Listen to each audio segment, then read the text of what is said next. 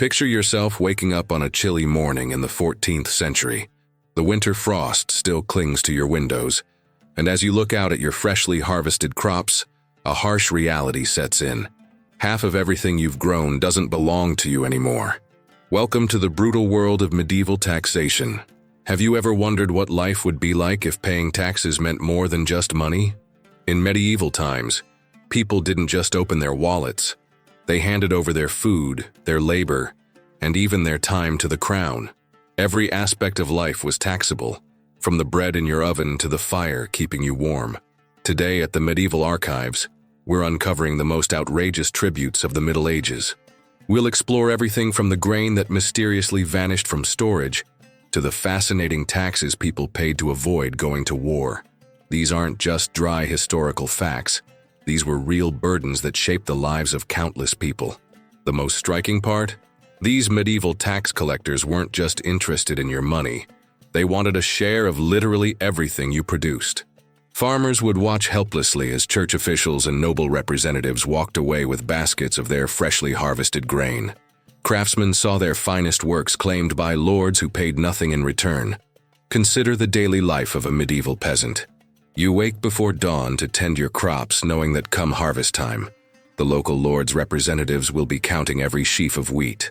Your children help you in the fields, their small hands working alongside yours.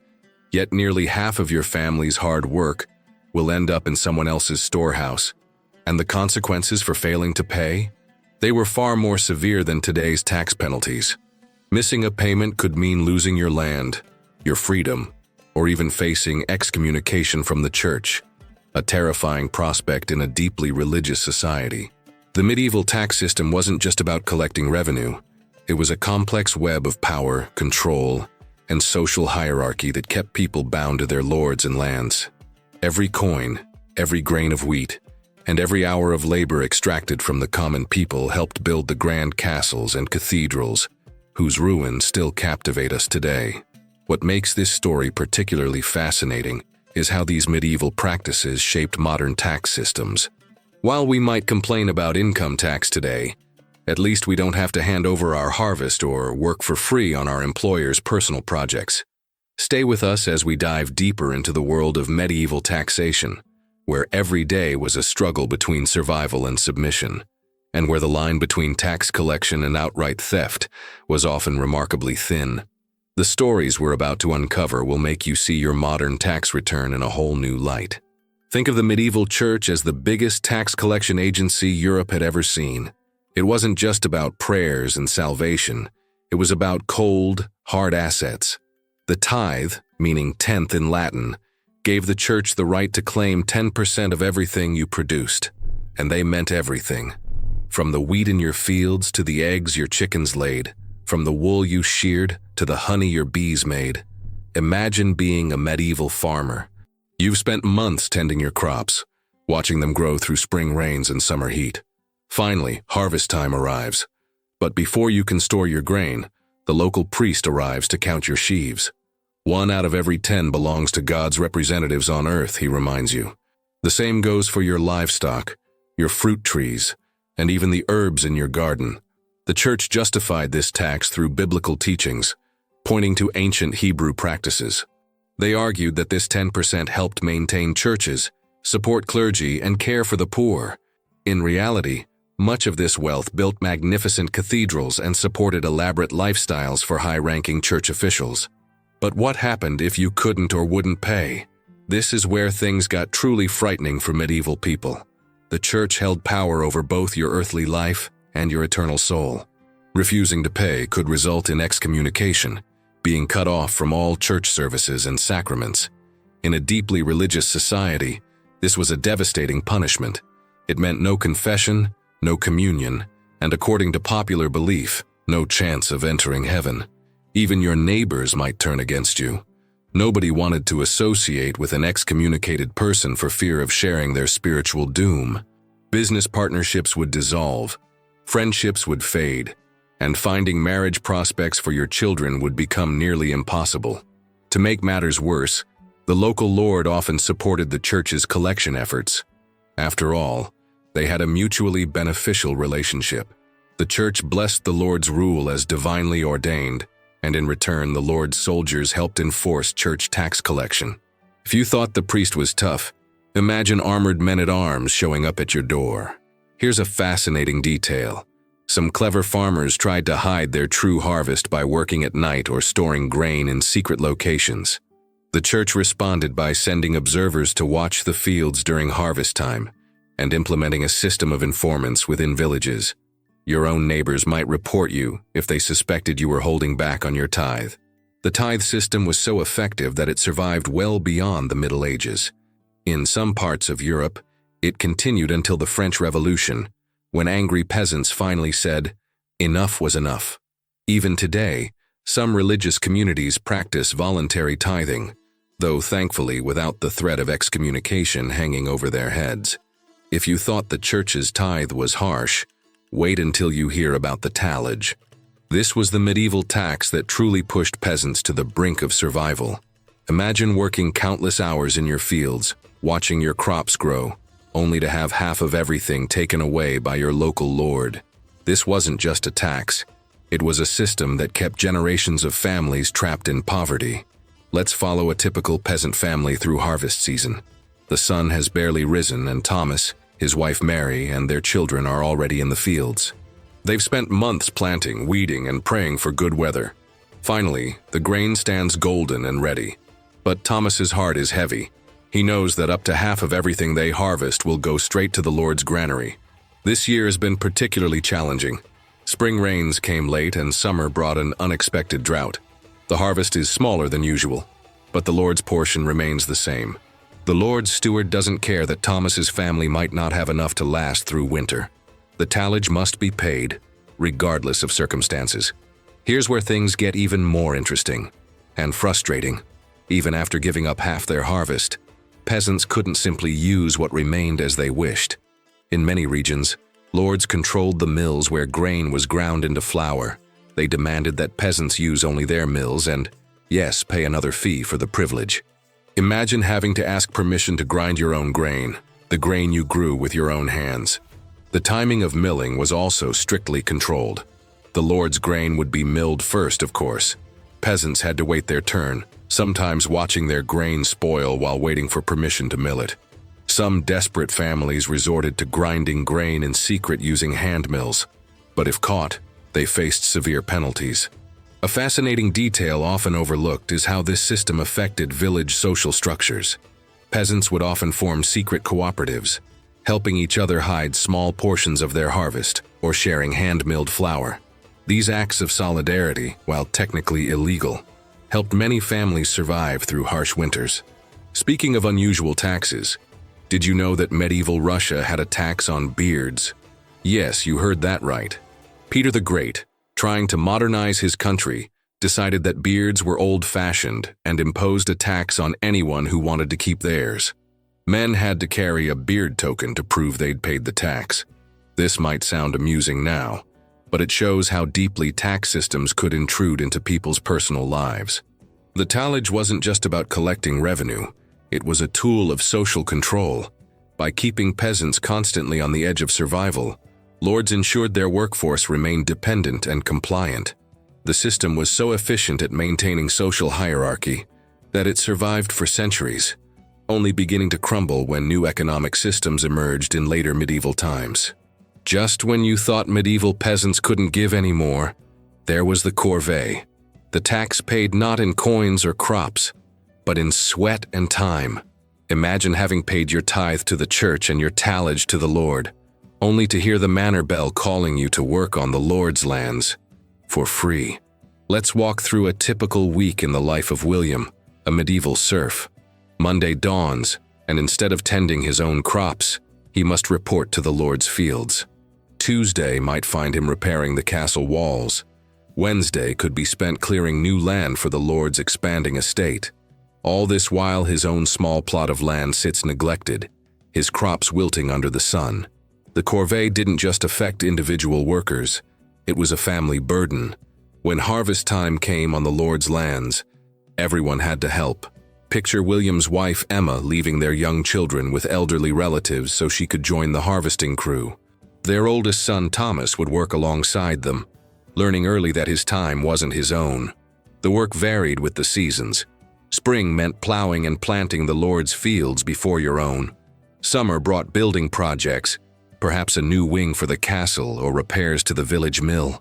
Autumn was the busiest, with weeks spent harvesting the Lord's crops first, while anxiously watching your own ripen and sometimes spoil in the fields. Here's something fascinating.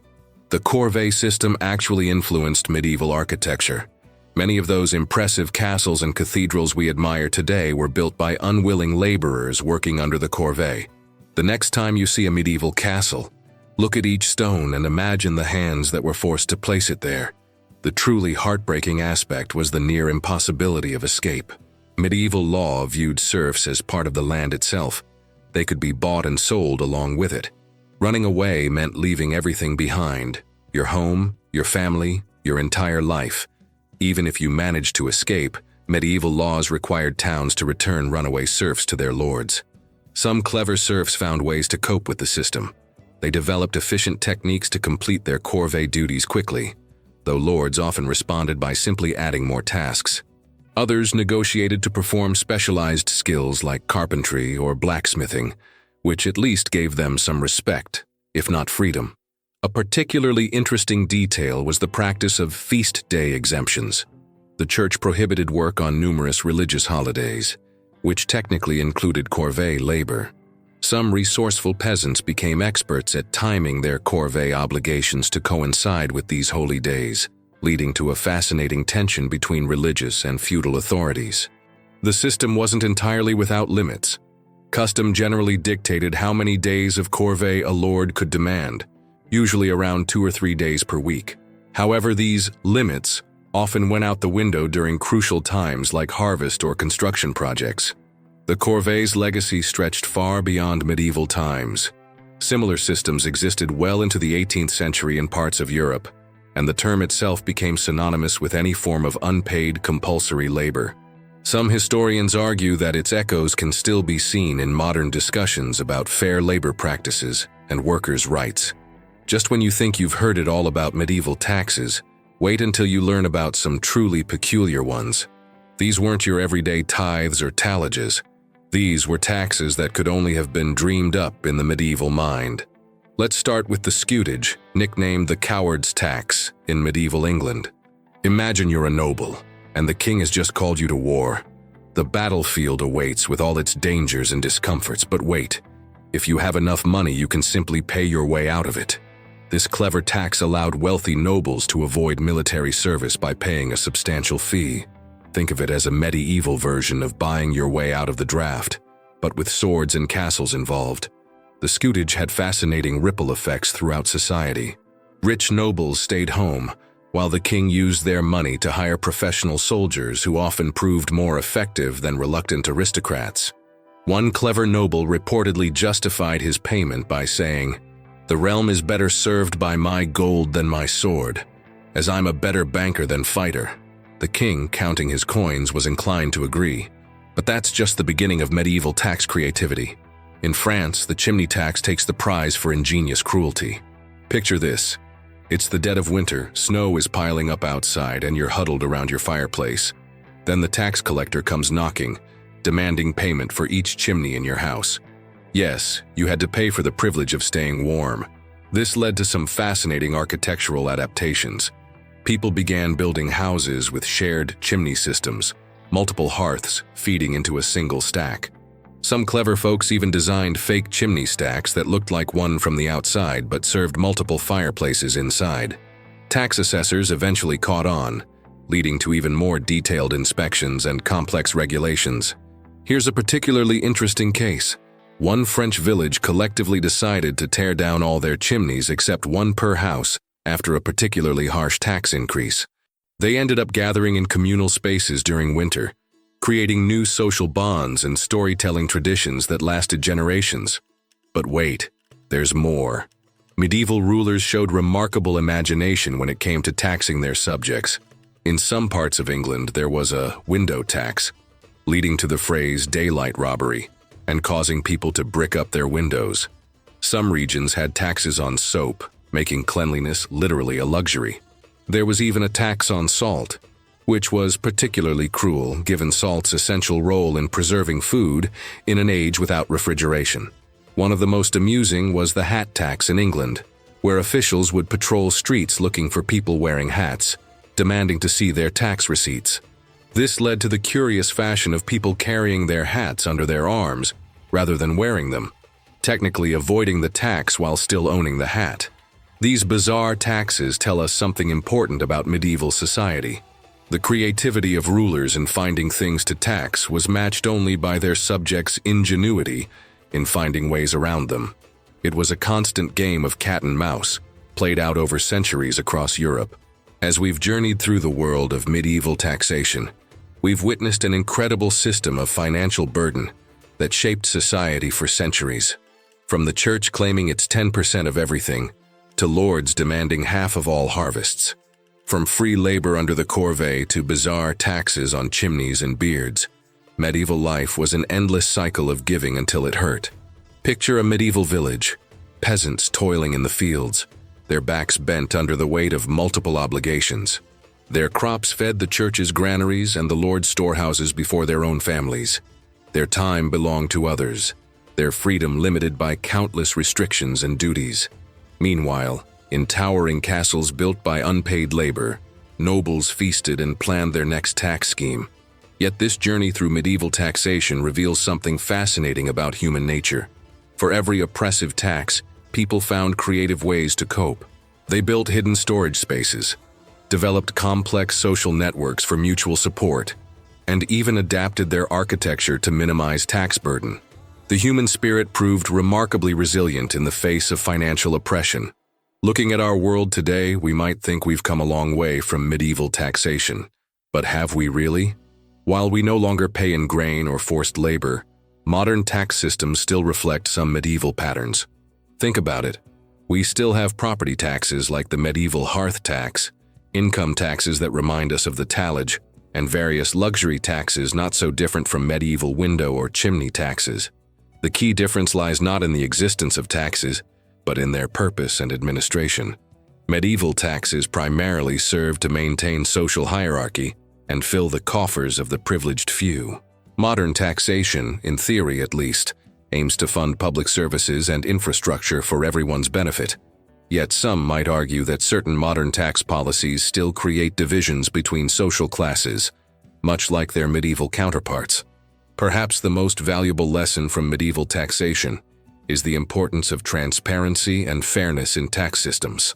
Those medieval peasants weren't just struggling against high taxes.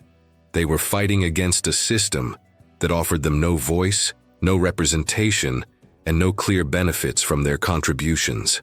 As we close this chapter of medieval history, consider this. While our modern tax forms might seem complicated, at least we don't have to worry about the Lord's bailiff showing up to count our chimneys or check our beards.